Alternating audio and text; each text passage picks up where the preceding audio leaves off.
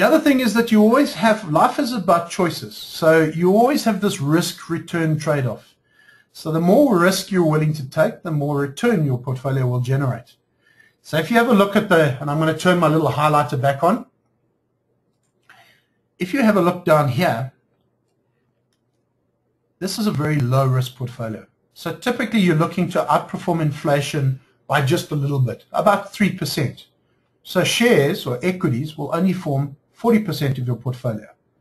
So, but then you'll only slightly outperform inflation, but the risk in your portfolio will be very low. If we go to the other side of our risk curve here, and we want to get CPI plus 7, so let's say CPI at the moment is about 6%. So CPI plus 7 would be about 13% performance. Well, there you can have a huge chunk of equities in your portfolio. So about 75%. So depending on your risk profile, you'll be somewhere along this curve. If you're someone like me who likes a lot of risk and is willing to take, you'll probably have even more than 75% equities in your portfolio. So let's kill that highlighter there. The other question I always get asked is, does your portfolio change over time? And clearly, if you're 20, you can take on a lot of risk, and if you're 65 and you're right at retirement, you can take on very low risk. So clearly, the older you are, the less risk you can typically take in your portfolio. So there always used to be this rule of thumb, which said, take your age and minus it from 100, and that used to give you your rough, what your equity should be in your portfolio.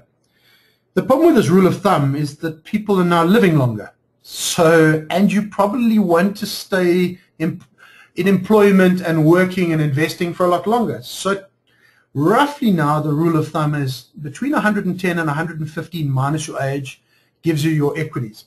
So I've got a little chart where I've modeled this, and I've taken some US examples. So this is Vanguard and Fidelity, are offshore big unit trust or mutual fund managers. And this is what they reckon. That's their curve. And once again, I'm just going to put on my little highlighter again. You'll see that they say if you're 20 to 30, you can have a huge amount of equities, percentage in equities.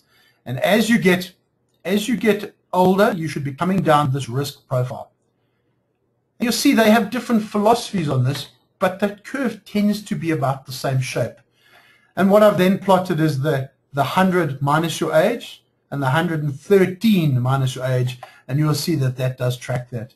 So you can use this as a rough rule of thumb. Not everyone's going to fit on this curve, but you can see if you are 50 years of age, so let's take my age, I'm mid-40s. Literally, you would read off this chart, mid-40s, I'm looking to be somewhere around about 75–80% equities. That sounds about right for me. If you've got less, if you like less risk, you'll come down this chart a little bit, maybe you'll be at 60–70%. So hopefully that will be useful for you when you try to start constructing your own portfolio. Okay, so that's all the theory. So let's look at some real practical building portfolios. So the first thing you have to do when you build a portfolio is say, what do you think the market's going to do? Because clearly if you think the market's expensive and just about to fall, you probably don't want a huge amount of equities in your portfolio. So we do this every month. We our economist, our strategist has a look at the market and does what he calls a high road and a low road and a base case. So you'll see, and this is about a month or two old, but looking forward 12 months, we still think this market's okay. We think the a bull case is you're still going to get about 28–29% performance. You know, the market has moved up in the last month or two, so it's probably a little bit lower than this now. But you're looking at performance for the next 12 months of definitely above 20%. That's the bull case. Bear case 12 months out from now is, a little sell-off, and you might take a little bit of pain. But if you look at our base case, we still think that this market's got about 13% left in it over the next 12 months. So clearly, that's better than inflation. So you must have equities in your portfolio. So first of all, start off like this and say, where do I think the market's going to go in the next 12 months?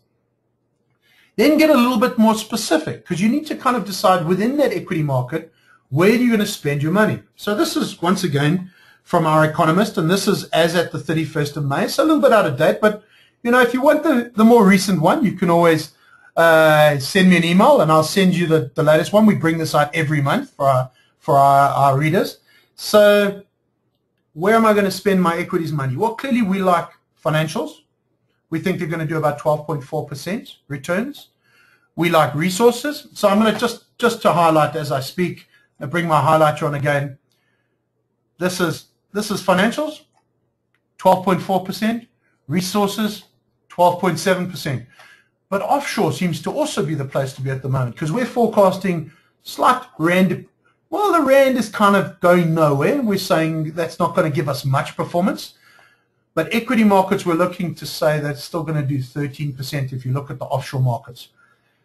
So if you were then to build a portfolio at the moment, we would clearly have more of our equities in financials, resources, and a chunk of it in offshore. And I'll show you how to do that in a moment.